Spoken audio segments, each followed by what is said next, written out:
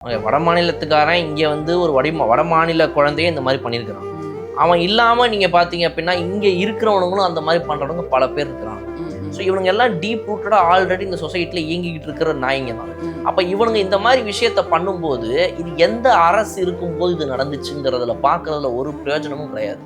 இவங்க கேட்குற கேள்வியெல்லாம் கேட்கட்டும்.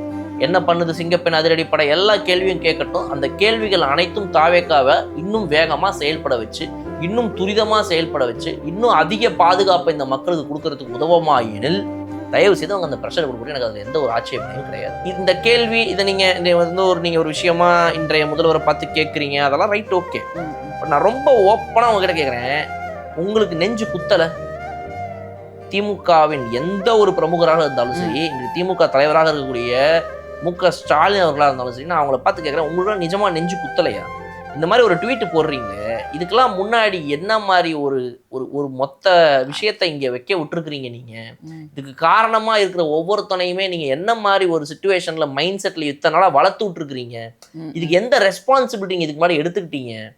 அதெல்லாம் நான் யோசிச்சு பார்க்குறேங்க. ஏங்க, ஒரு 70-75 வருஷமாக இருக்கக்கூடிய இந்த திராவிட கட்சிகள் என்ன வகையில் இப்படிப்பட்ட ஆண்களை திருத்துறதுக்கான ஒரு ஸ்டெப் எடுத்துருக்குறாங்க? ஆக்ஷன்ஸ் எதுவும் எடுக்கல. பண்ணா அவனுக்கு தண்டனை நான் 6 மாதத்தில் வாங்கி கொடுத்துட்டேன், உங்கள் ஆட்சியில் நாங்கள் 3 மாதத்தில் வாங்கி கொடுத்துட்டோம், உங்கள் ஆட்சியில் நாங்கள் 1.5 மாதத்தில் வாங்கி கொடுத்துட்டோம்.